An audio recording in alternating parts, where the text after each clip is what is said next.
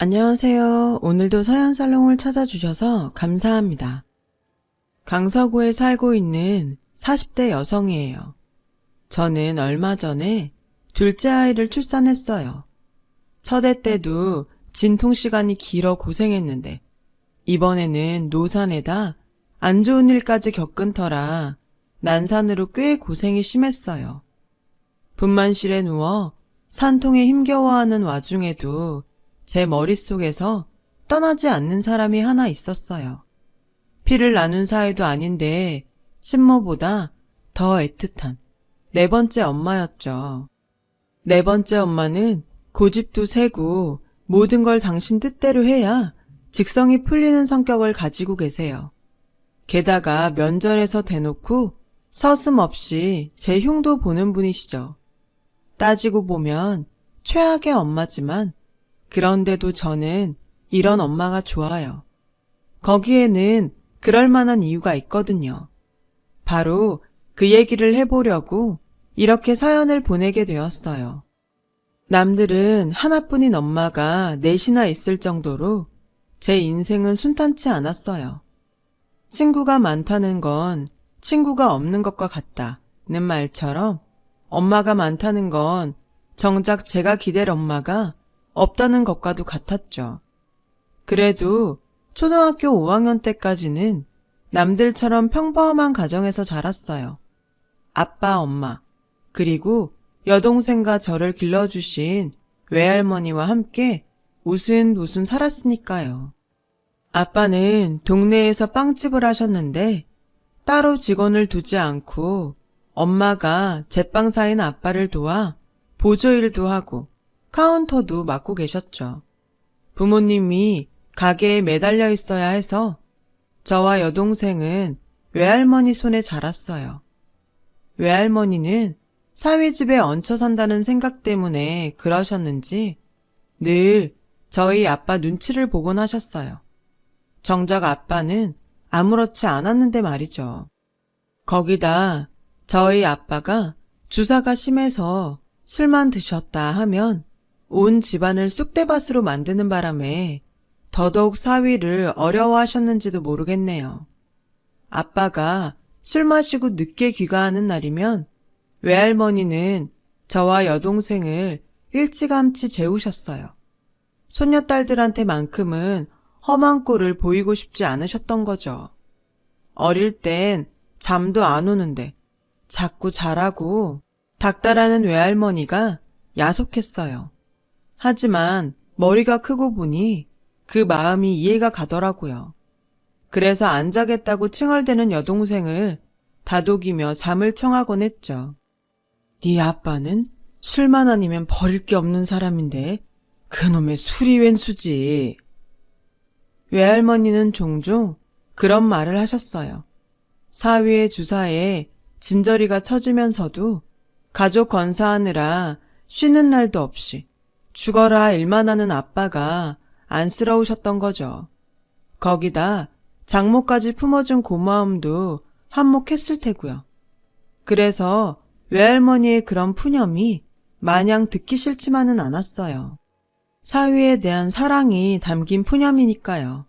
하지만 나날이 심해지는 아빠의 주사에 결국 외할머니 마음도 돌아서고 말았죠. 생각해보면 오래 참으신 거예요. 저 같으면 진작 돌아섰을 테니까요. 그날은 단축 수업을 해서 평소보다 일찍 수업이 끝난 날이었어요. 4교시까지만 하는 바람에 점심도 못 먹었던 터라 대문을 들어서면서 할머니, 나 떡볶이 해줘! 소리부터 질렀죠. 그런데 그런 저를 보고는 엄마랑 외할머니가 화들짝 놀라지 뭐예요. 네가 어떻게 벌써 집에 오니? 엄마는 말까지 더듬더라고요. 오늘 학교에서 단축 수업했어. 근데 이 시간에 엄마가 왜 집에 있어? 평소 같으면 가게에 있어야 할 엄마가 집에 와 있는 게 이상했어요. 게다가 저를 보고 놀라는 것도 이상했죠. 외할머니는 방에서 진보다리를 들고 나오시다가 저를 보시고는 그 자리에 멈춰 서셨죠. 할머니, 그게 뭐야? 우리 이사가? 딱 봐도 옷보따리 같았어요. 도대체 무슨 상황인지 알 수는 없었지만 엄마와 외할머니의 모습은 분명 평소와 달리 이상했어요. 두 분이 제 눈치를 살피며 난감해하는 모습이 보였거든요. 그때였죠. 옷 입기 싫다고 떼를 쓰며 울고 있던 여동생이 저한테 또르륵 달려와 그러더라고요. 언니, 우리 이제 아빠랑 안 살아. 그러니까 언니도 빨리 짐 챙겨. 그게 무슨 소리야? 엄마, 왜 아빠랑 안 살아? 그러자 엄마가 달려와 여동생 손을 끌고 가며 차갑게 말했어요. 넌 신경 쓸 거 없어. 어차피 넌 안 데려갈 거니까. 소영이 이놈의 기집애, 빨리 옷 안 입어? 엄마는 괜히 동생한테 화를 냈어요. 왜 나는 안 데려가는데 소영이는 데려가면서 왜 나만 안 데려가냐고.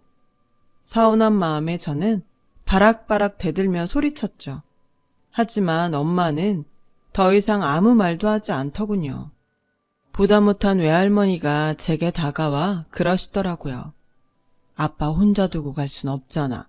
넌 첫째니까 아빠 곁에 있어야지. 아니, 이게 말이 되는 소리예요? 첫째니까 아빠랑 살아야 한다니요. 참을 수가 없더라고요. 그래서 저도 방으로 달려가 제 짐을 챙기기 시작했어요. 제 발로 따라 나가면 그만이니까요. 강선영, 너 지금 뭐 하는 짓이야? 제가 짐을 싸들고 마루로 나오자 엄마가 버럭 소리를 질렀어요. 그 눈빛은 지금까지 제가 보았던 엄마의 눈빛이 아니었죠. 안 데려가면 내가 쫓아갈 거야. 엄마도 아빠 싫다고 나가는 마당에 왜 내가 아빠 옆에 있어야 돼? 싫어. 툭 하면 술 먹고 살림 부수고 욕하는 아빠, 나도 싫어. 그러자 엄마가 제 짐을 잡아채서 방으로 던지며 그러더군요. 넌 내 딸도 아닌데 왜 내가 데려가? 몰랐어? 너 내 딸 아니야. 나랑은 피 한 방울 안 섞였다고. 그러니까 쓸데없는 짓 하지 말고 네 아빠 옆에서 살아. 난 이제 네 아빠도 너도 다 꼴보기 싫으니까. 순간 망치로 머리를 얻어맞은 것 같았어요. 내 엄마가 아니라니. 내가 기억하는 한 엄마는 처음부터 내 엄마였는데 피 한 방울 안 섞인 남남이라니. 도저히 믿을 수가 없었어요. 그런데 엄마랑 외할머니 표정을 보니 거짓말이 아닌 것 같더라고요. 엄마, 그게 무슨 소리야? 엄마가 왜 내 엄마가 아니야? 나 태어나서부터 지금까지 엄마랑 외할머니가 나 키웠잖아. 그런데 왜 엄마가 아니래? 저는 엉엉 울면서 엄마한테 매달렸어요. 하지만 이미 정을 떼기로 작정한 엄마는 기어이 제 손을 뜯어내며 모진 소리를 해댔죠. 네 친엄마는 이 돌 지나고 집 나갔어. 네가 기억을 못해서 그런가 본데 난 너 2살 때 네 아빠랑 살림 합쳤고 길게 말해봐야 입만 아프니까 궁금하면 네 아빠한테 가서 물어봐. 짐 싸기 바쁘니까 걸리적거리지 말고 저리 꺼져. 엄마가 밀치는 바람에 저는 휘청거리며 마당에 엎어졌어요. 그 바람에 무릎이 까졌지만 찢어진 상처보다 마음이 더 아팠죠. 외할머니는 애써 제 시선을 외면하며 묵묵히 짐을 싸셨어요. 여동생은 화가 난 엄마 눈치를 보느라 아무 말도 안 하고 있었죠. 저는 그 길로 아빠 빵집으로 갔어요. 믿을 수 없는 이 상황에 대해 정확한 얘기를 듣고 싶었거든요. 아빠는 이런 상황을 모르는지 평소처럼 빵 공장에서 반죽을 하고 계셨죠. 아빠, 내 엄마 누구야? 정말 나 버리고 집 나간 거 맞아? 지금 엄마가 내 엄마 아닌 거 맞냐고! 아빠는 반죽을 하던 손을 멈췄어요. 그리곤 낮은 한숨을 쉬더니 다시 아무 일 없다는 듯 반죽을 하셨죠. 다 알면서 뭐하러 물어? 아빠 이래야 하니까 저리 가. 그럼 나 이제 아빠랑 둘이 살아야 돼? 엄마랑 외할머니가 소영이 데리고 집 나간다는데 나랑 아빠만 둘이 살게 되는 거냐고. 너도 나가고 싶으면 마음대로 해. 나도 나 싫다는 딸년이랑 같이 살기 싫으니까. 아빠의 그 말에 저는 주저앉아 울었어요. 아빠도 엄마도 하나같이 다 자기들 생각밖에는 안 하는 것 같더라고요. 나는 하루아침에 온 세상이 뒤집어진 기분인데 어떻게 부모라는 사람들이 이렇게 무심할 수 있는 건지 이해도 안 가고 너무 밉고 싫었어요. 그래서 말없이 가게를 나왔죠. 그렇게 터덜터덜 집까지 걸어왔는데 대문이 열려 있더라고요. 순간 겁이 나서 마당으로 달려들어가 보니 마루에 쌓여있던 짐들이 온데간데 없고 엄마도 외할머니도 소영이도 아무도 없더라고요. 그렇게 저는 12살 봄에 두 번째 엄마와 이별을 했어요. 왈가닥 같던 제 성격이 내성적으로 변한 건 바로 그 무렵이었어요. 그리 잘 사는 집은 아니었지만 그래도 딱히 부족한 것도 없이 살았던 터라 어디서도 주눅이 들지 않았는데 엄마가 외할머니와 여동생을 데리고 떠나버리자 고아가 된 것처럼 자꾸 사람들 눈치를 보게 되더라고요. 게다가 당시엔 학교에 도시락을 싸가던 시절이라 매일 아침 내 손으로 도시락을 쌀 때마다 외할머니의 빈자리가 더 크게 느껴졌고요. 아빠가 밥 대신 싸가라고 사라다빵과 샌드위치를 챙겨주시기도 했지만 저는 학교에 가져가지 않았어요.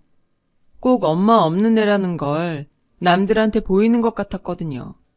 우리 집이 빵집을 하는 건 다들 아는 사실인데 아빠 가게에서 파는 빵을 싸가면 애들이 이상하게 볼 것 같았으니까요. 그래서 반찬이 형편없더라도 제 손으로 도시락을 싸서 가지고 다녔어요. 그런데 제 힘으로는 도저히 할 수 없는 일이 생기고 말았죠. 학교에서 봄소풍을 가게 된 거예요. 평소 도시락이야 있는 밥에 김치랑 김, 시장에서 산 반찬을 싸가면 그만이지만 김밥은 그럴 수가 없으니까요. 요즘 같은 때야 24시간 하는 김밥집도 많고 안 되면 편의점에서 김밥을 싸가면 되지만 그때는 아침 일찍 문을 여는 김밥집도 없었거든요. 분식집도 10시가 넘어야 열었으니까요. 그래서 혼자 고민을 하다가 봄소풍 전날 아빠한테 김밥 얘기를 했어요. 소시지빵도 잘 만드는 아빠니까 김밥 정도는 싸줄 수 있을 것 같았거든요. 소풍에 꼭 김밥 싸가란 법 있어? 아침에 가게로 와서 사라다빵이랑 샌드위치 가져가. 내가 나 먹을 도시락 때문에 그래? 부반장이라서 선생님 도시락도 싸가야 된단 말이야. 선생님한테 어떻게 가게에서 파는 빵을 도시락으로 드려? 니네 선생님은 손이 없냐 발이 없냐? 왜 자기가 먹을 도시락을 학생 보고 싸우래? 빵 먹기 싫으면 먹지 말라 그래. 아빠는 소리를 지르고는 방으로 들어가 버렸어요. 나는 속이 타들어가는데 이번에도 아빠는 천하태평이었죠. 할 수 없이 저는 슈퍼 아줌마한테 물어서 김밥 재료를 사왔어요. 아줌마가 가르쳐준 대로 지단도 붙이고 시금치도 삶았죠. 외할머니가 만들어주시던 김밥처럼 예쁘지는 않아도 대충 흉내는 낼 수 있을 것 같았거든요. 그런데 아무리 노력을 해도 김밥이 말리지 않는 거예요. 속재료는 다 삐져나오고 김은 툭 하면 찢어졌죠. 결국 다음날 아침까지도 저는 김밥을 제대로 만들지 못했어요. 옆구리도 터지고 찢어진 봉투처럼 입을 쩍 벌린 못난이 김밥뿐이었죠. 게다가 간신히 마른 김밥은 칼로 써는 와중에 엉망진창이 돼서 도저히 가져갈 수 없겠더라고요. 부엌이 엉망이 되도록 변변한 김밥 한 줄 만들어내지 못하자 결국 울음이 터지고 말았어요. 담임선생님 도시락만 아니면 아프다고 핑계대고 안 가면 그만인데 그러지도 못하는 처지가 정말 답답하더라고요. 하는 수 없이 결국엔 아빠 가게에 들러 사라다빵이랑 샌드위치를 챙겨갔어요. 즐거운 소풍날인데도 저는 하나도 신이 나지 않았죠. 점심시간이 다가올수록 막막하고 걱정이 돼서 그냥 이대로 쓰러져서 병원에 실려갔으면 좋겠다 생각했어요. 하지만 쓸데없이 튼튼한 체력은 제 바램을 들어주지 않았죠. 그리고 드디어 점심시간이 됐어요. 각반 선생님은 반장과 부반장을 불러 준비해온 도시락을 가져오라고 하셨죠. 몇몇 임원 엄마들은 소풍 장소까지 따라와 바리바리 싸운 도시락을 선생님들이 모여있는 돗자리 위에 펼쳤어요. 선생님들은 누구네 엄마 솜씨가 제일 좋을지 기대가 된다며 웃고 계셨죠. 그때였어요. 저랑 같은 반 남자 부반장인 민수 엄마가 찬압을 꺼내놓으셨죠. 뚜껑을 열자 층층이 담긴 먹음직스런 음식들이 하나 둘 드러났어요. 총 3층으로 이루어진 사각 찬압에는 단순한 김밥이 아닌 새우튀김부터 전복조림, LA 갈비와 빨간 게장까지 평소에 먹기 힘든 음식들로 가득했죠. 게다가 후식으로 난생 처음 보는 열대 과일까지 싸우셨더라고요. 그걸 보자 검은 봉지에 담아간 사라다 빵과 샌드위치가 너무 초라하게 느껴졌어요. 그래서 봉지를 등 뒤에 감춘 채 머뭇거리고 있는데 민수 엄마가 그런 저를 보시고는 봉지 속을 들여다보시더라고요. 그리곤 저를 지그시 바라보시더니 안 그래도 후식으로 샌드위치를 만들어 올까 했는데 선영이가 어떻게 알고 챙겨왔구나. 사라다빵도 있네. 아줌마가 이거 정말 좋아하는데 잘 됐다. 그리고는 제가 가져온 빵을 꺼내서 찬압 뚜껑에 예쁘게 놓아주셨어요. 민수 엄마 덕분에 초라했던 빵이 마치 고급 호텔에서나 볼 법한 음식처럼 포장이 되었죠. 선영아, 점심 아줌마랑 같이 먹자. 아줌마가 사라다빵이 먹고 싶거든. 대신 선영이는 아줌마가 싸운 도시락을 먹으면 어떨까? 우리 바꿔 먹자. 응? 저는 말없이 고개를 끄덕였어요. 그렇게 저는 그날 민수랑 민수 엄마와 함께 점심을 먹었어요. 바삭한 새우튀김도 쫄깃쫄깃한 전복조림도 하나같이 다 맛있었죠. 민수 엄마를 보면서 나도 이런 엄마가 있으면 얼마나 좋을까 생각했어요. 시간은 흘러 저는 초등학교를 졸업했고 여중을 거쳐 여고를 졸업한 뒤 바로 취직을 했어요. 프랜차이즈 빵집에 밀려 아빠가 하는 빵집은 점점 어려워져서 우리 집 형편이 많이 어려워졌거든요. 대학은 애초에 꿈도 안 꿨고 어디든 취직해서 빨리 돈 벌 생각밖에 없었죠. 차라리 실업계 고등학교에 갔더라면 자격증이라도 따서 회사에 취직을 했겠지만 인문계 출신으로 성적도 그만했던 저는 회사 취직은 꿈도 못 꿨어요. 그래서 기술 없이 취직할 수 있는 화장품 가게 판매직으로 들어갔죠. 하루 종일 서서 손님을 응대하고 아침 저녁으로는 재고 파악에 상품 진열까지 해야 했어요. 그렇게 일하고 받는 월급은 정말 쥐꼬리 같았죠. 그 돈으로 전기세며 도시가스비, 통신비에 생활비까지 쪼개서 쓰려니 정작 제가 쓸 돈은 없었어요. 아빠는 장사가 안 되니 전보다 자주 술을 드셨어요. 술을 드신 날이면 여전히 살림을 부수고 자신을 버리고 떠난 아내들 욕을 하셨죠. 어릴 땐 이런 아빠가 미웠는데 저도 철이 들고 보니 아빠가 안쓰러웠어요. 가게 장사라도 잘 되면 아빠도 정신 차리고 술을 줄일 텐데 하는 생각이 들더라고요. 그러다 하루는 TV를 보는데 일본에서 유명한 빵집 얘기가 나오더라고요. 그 집은 100년 정통의 빵집인데 만드는 빵이라고는 식빵 한 가지가 다였죠. 그런데도 만들기가 무섭게 빵이 팔려나가지 뭐예요. 성공의 비결을 묻는 리포터의 질문에 빵집 사장은 단일 메뉴로 집중 공략한 게 성공 포인트라고 하더군요. 식빵은 식빵 자체로도 먹을 수 있고 잼을 바르던 샌드위치를 만들던 다양한 방법으로 먹을 수 있어서 수요자가 꾸준하다고 하면서요. 순간 이거다 싶었어요. 그래서 아빠한테 그 얘기를 했죠. 아빠, 요즘 같은 때 누가 동네 빵집에서 빵을 사 먹어? 프랜차이즈 빵집 가면 예쁘고 맛있는 빵이 다양하게 있는데. 근데 식빵은 다르잖아. 특별한 맛이 있는 것도 아니니까 슈퍼에서도 사 먹고 가까운 동네 빵집에서도 사 먹잖아. 그러니까 재료비 들여가며 여러 가지 만들 거 없이 식빵만 만들어 팔면 어때? 일본에 그런 빵집이 있는데 잘 된대. 아침에 토스트를 해 먹거나 그냥 잼 발라 먹을 때도 식빵은 필요하잖아. 그러니까 꾸준히 나갈 거라고. 처음엔 들은 척도 안 하던 아빠는 매출 장부를 보시고는 흔들리셨어요. 다른 빵은 매출이 들쭉날쭉인데 식빵은 그래도 꾸준히 나갔거든요. 그래서 우유식빵, 버터식빵, 잡곡식빵 딱 3가지 메뉴로 통으로 된 식빵과 썰은 식빵 2가지 형태로 팔기로 했어요. 처음에는 딱히 매상이 늘진 않았지만 그래도 재료비가 줄어든 덕에 전보다 나쁘지는 않았죠. 그러다 조금씩 입소문이 나면서 프랜차이즈 빵집을 다니던 손님들이 하나 둘 돌아오기 시작했어요. 그렇게 1년이 지나자 다른 동네에서도 손님들이 찾아오기 시작했죠.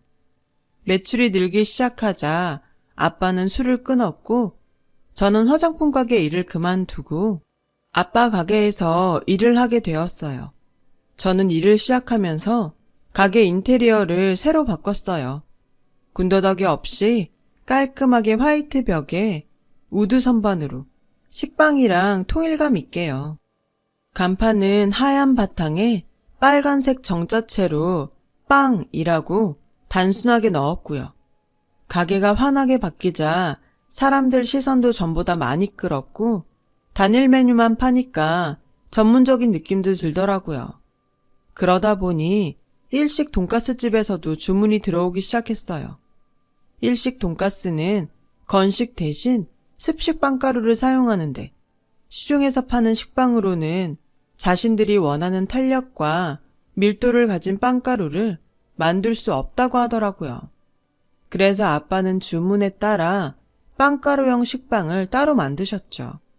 그렇게 만든 식빵을 일식 돈가스집에 납품을 하게 되었고 그 소문을 들은 일식 돈가스집들의 주문이 몰려들기 시작해서 매출이 많이 오르게 되었어요.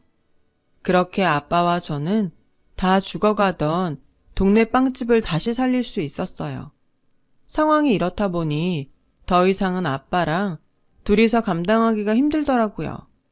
그래서 빵 공장과 홀에 직원을 두게 됐죠. 동네 장사인 만큼 홀 직원은 연세가 있는 아주머니를 채용했는데 얼마 뒤 생각지도 않은 일이 일어났지 뭐예요. 뭐? 재혼을 하겠다고? 아빠가 무슨 엘리자베스 테일러야? 도대체 결혼을 몇 번이나 해? 글쎄, 아빠랑 아주머니가 눈이 맞았지 뭐예요. 몸 좀 편해지려고 직원을 구했다가 원치도 않는 3번째 엄마를 맡게 되었죠. 아주머니한테는 저보다 3살 어린 딸이 하나 있어서 저는 졸지에 이복동생까지 얻게 되었답니다. 그 무렵 저는 우연히 저희 가게를 찾은 초등학교 동창의 권유로 졸업하고 처음으로 초등학교 동창회에 나가게 되었어요.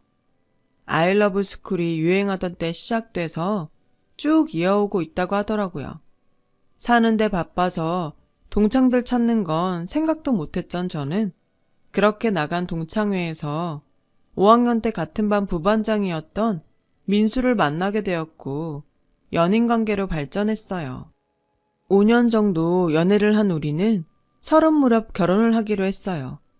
민수는 연애하는 동안 자주 저희 가게에 찾아왔던 터라 저희 집에서는 일찌감치 우리 결혼을 기정사실화하고 있었죠. 문제는 시댁 부모님이었어요. 민수는 서울 소재의 4년제 대학을 나와 대기업을 다니고 있었지만 저는 고졸에 아빠 빵집에서 일하는 처지였으니까요. 게다가 아빠는 3번째 부인이랑 살고 있었으니 눈앞이 캄캄하더라고요.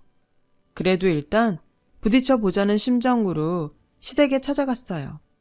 어린 시절 소풍날 만났던 마음씨 고운 아주머니라면 이런 나라도 받아주지 않을까 하는 기대를 살짝 하면서요. 그런데 시댁에 들어서는 순간 그 기대는 산산이 부서지고 말았어요. 제가 알던 그 아주머니가 아니더라고요. 제가 사람을 잘못 봤던 건지 아니면 선생님들 앞이라서 가면을 쓰셨던 건지 모르겠지만 그때와는 완전 딴판이었죠. 예, 니네 아버지는 능력도 좋으시다? 어떻게 그 연세에 세 번째 부인을 들일 생각을 다 하시니? 혹시 너도 너희 아버지 닮은 건 아니지? 인사하러 온 사람 면전에 대놓고 이러시더라고요. 그런데 이게 다가 아니었어요. 너 공부 안 했구나. 어떻게 전문대도 못 갔니? 형편이 어쩌고 그런 핑계 대지 마. 네가 공부를 잘했으면 집에 돈이 없어도 장학금 받고 대학 갈 수도 있었어. 네가 공부 안 하고 놀아서 그런 거지 뭐. 제가 고졸이라는 말에 바로 이렇게 응수하시더라고요. 인사를 드리고 나오면서 이 결혼은 불가능하겠다는 생각을 했어요. 그런데 의외의 상황이 펼쳐진 거예요. 정작 제 앞에서 인자하게 웃으시던 시아버지는 결혼을 반대하고 나섰는데 말끝마다 사람을 깔고 뭉개던 어머님은 오히려 니들이 좋으면 하라고 쿨하게 허락을 해주신 거예요. 어머님의 허락 덕분에 저희는 의외로 쉽게 결혼을 할 수 있었어요. 저희 시댁 남자들이 모두 어머님 말에 꾸벅이거든요. 좋게 말하면 어머님 파워가 센 거고 나쁘게 말하면 어머님이 고집불통의 독불장군이란 얘기였죠. 결혼을 하고도 저는 아빠 가게 일을 계속했어요. 새엄마는 그런 제가 못마땅한 눈치였죠. 하지만 그건 저 역시 마찬가지였어요. 재혼 전에는 가게 일도 잘하시더니 사장 부인이 되고부터는 일은 뒷전이고 돈 만지는 일만 하려 들더라고요. 아빠는 세 번째 부인한테까지 버림을 받을까봐 이전 엄마들한테 했던 것과는 달리 근면성실한 남편 노릇을 하셨죠. 그런 모습을 보니 한편으로는 그동안 아빠가 많이 외로우셨던 모양이란 생각이 들었어요. 그래서 새엄마가 마음에 들지는 않지만 아빠를 위해서 참고 받아들이기로 했죠. 결혼하고 3년이 지나고 첫 애가 생기면서 저는 아빠 가게 일을 그만뒀어요. 사실 돈 때문에 일한 건 아니었기에 죽이 되든 밥이 되든 아빠랑 새엄마가 알아서 하시라고 마음도 손도 다 뗐죠. 가끔 가게에 들러보면 두 분이 살가운 사이는 아니어도 남은 인생을 함께할 부부처럼은 보이더라고요. 그게 어디냐 싶어서 다행이다 했어요. 그렇게 우리는 가족이 되어갔죠. 그런데 시부모님과는 시간이 지나도 가족이 되긴 힘들 것 같더라고요. 특히 시어머님과는 사사건건 부딪히는 게 많아서 스트레스가 심했거든요. 대부분의 문제는 어머님의 독단과 똥꼬집 때문이었어요. 예, 너 민수 앞으로 보험 뭐뭐 들었니? 실비 뭐 만들었지? 내가 아는 보험 설계사가 내일 너한테 전화할 거야. 그 사람한테 하나 들어라. 툭하면 어머님 마음대로 보험을 들게 하고 남편도 안 좋아하는 반찬이며 식재료들을 퀵으로 보내곤 하셨죠. 그럼 저는 그걸 처리하느라 몇 날 며칠을 똑같은 반찬을 먹어야 했고요.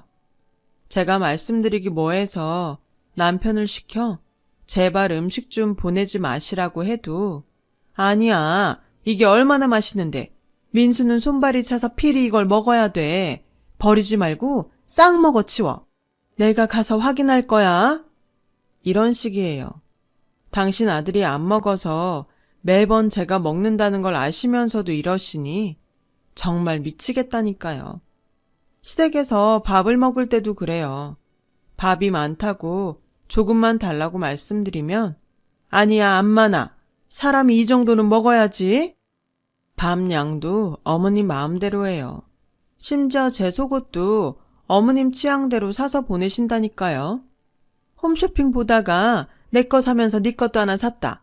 이게 바탕이 아주 좋은 거야. 색상도 화사하니 얼마나 좋니? 넌 피부가 희니까 필히 이런 색을 입어줘야 돼. 안 입고 처박아 놓지 말고 꼭 입어. 화사하죠. 아주 화사하죠. 화사하다 못해 촌빨 날리는 게 문제죠. 결혼하고부터 먹는 것부터 입는 것까지 모두 어머님 뜻에 따라 살고 있어요.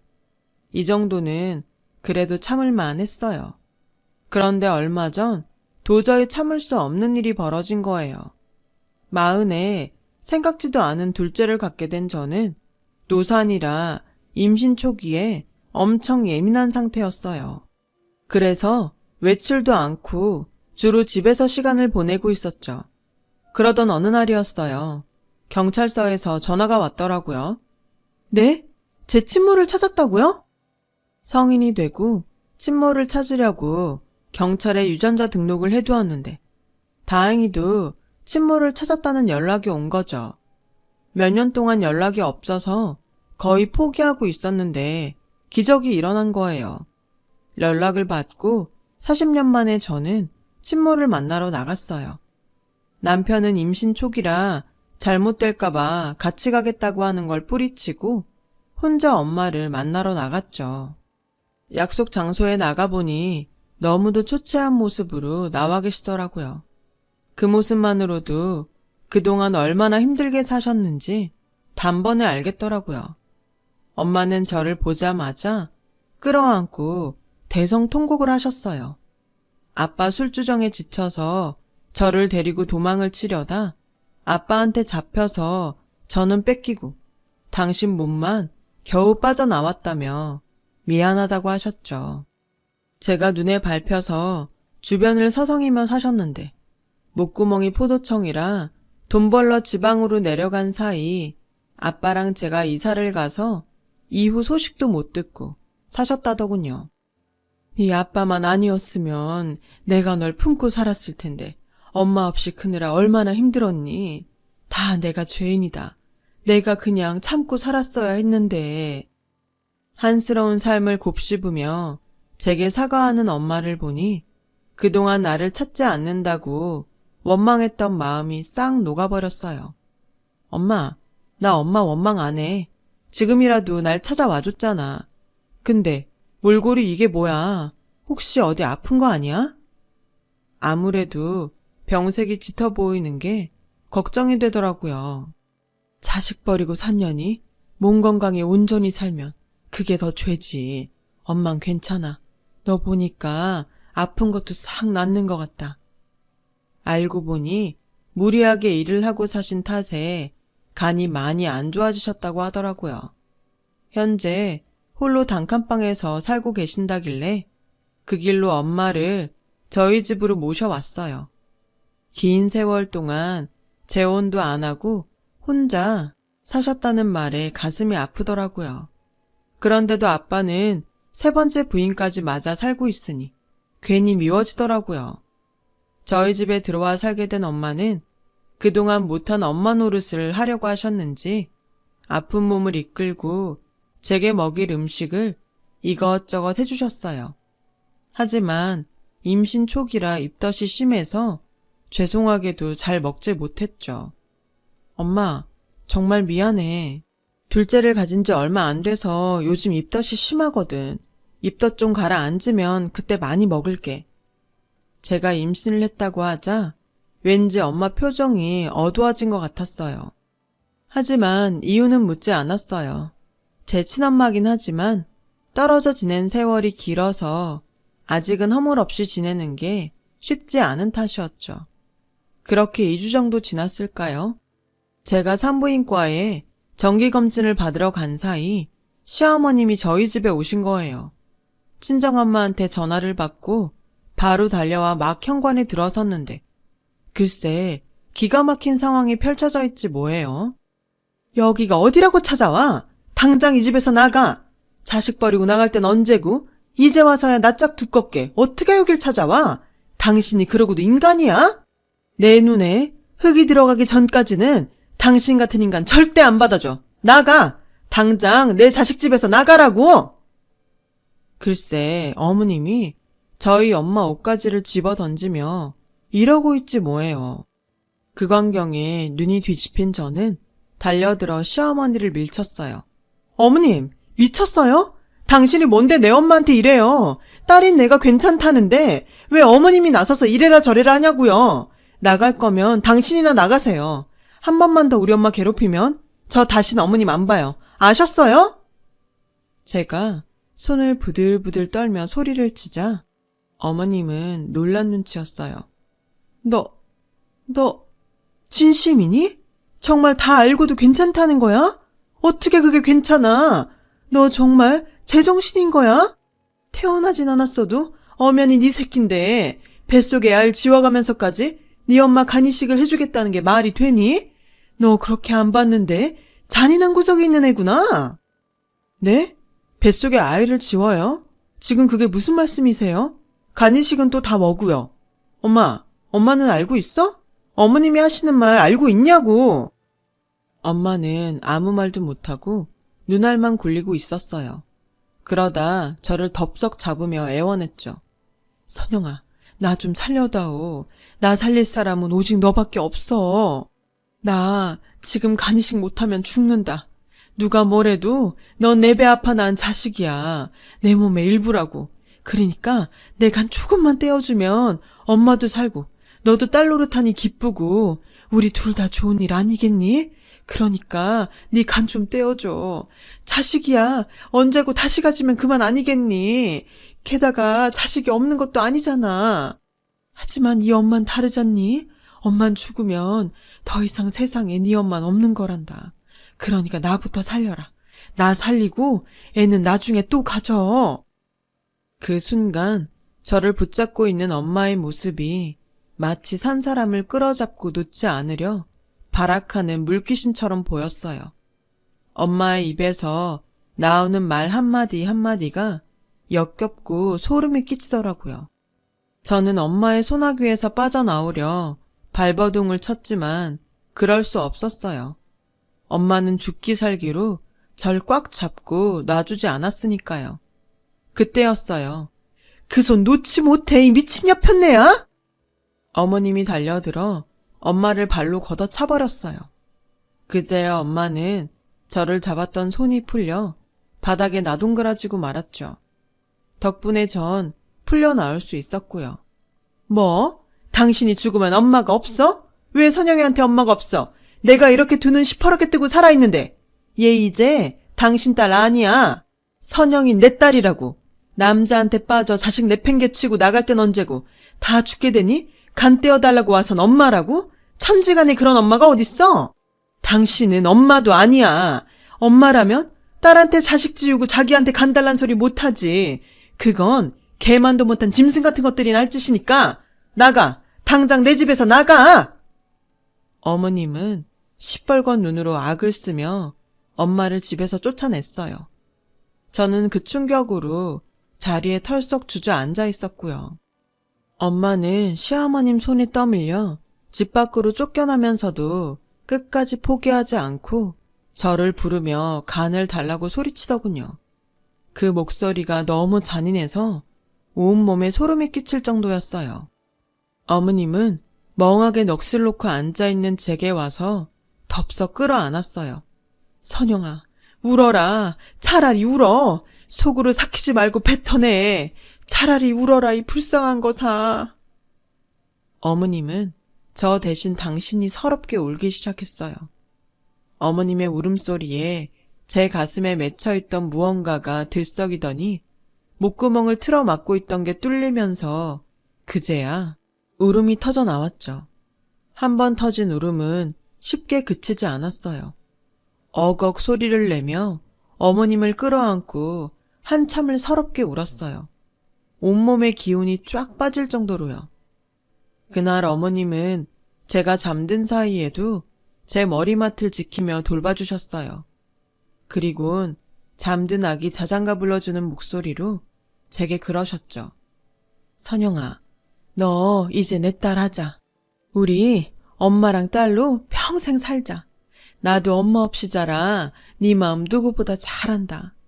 검은 봉지에 사라다 빵 들고 소풍 왔던 널 보고 가슴이 무너지던 그날부터 우리는 모녀가 될 운명이었는지 몰라. 만날 사람들을 만난다고 이렇게 다시 만나 가족이 된 것도 인연 아니니? 그러니까 서러워 말고 기죽지도 말고 나랑 모녀지간으로 살자. 그날 밤 저는 꿈결처럼 들리는 어머님 목소리를 들으며 잠들 수 있었어요. 사건의 내막을 알게 된 건 그 후로 며칠 뒤였어요.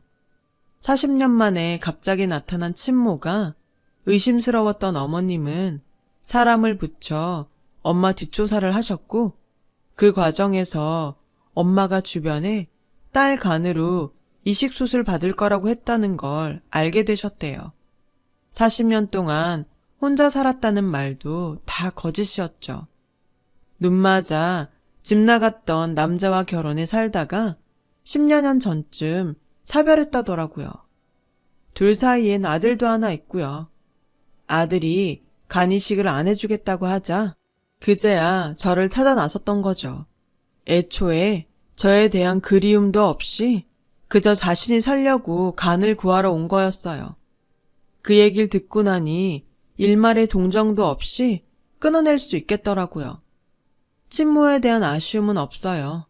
저에게는 이제 저를 낳아준 친모보다 더 진한 모정을 나눈 네 번째 엄마가 생겼으니까요. 여전히 고집불통의 아나무인인 엄마지만 세상 누구보다 저를 사랑하는 진짜 내 엄마니까요. 앞으로도 어머님과 저는 툭하면 싸우고 티격태격 할 테지만 그래도 오래도록 이렇게 살고 싶네요. 덕분에 우리 집 남자들은 시끄러운 모녀 덕분에 앞으로도 기죽은 채 살아야 하겠지만요. 제 인생 진짜 엄마 정말 고맙고 사랑합니다. 지금까지 긴 사연 들어주셔서 감사드려요. 여러분, 사연 댓글에 응원과 현명한 조언 부탁드려요. 좋아요와 구독은 저에게 큰 힘이 됩니다. 오늘도 좋은 일 가득하세요.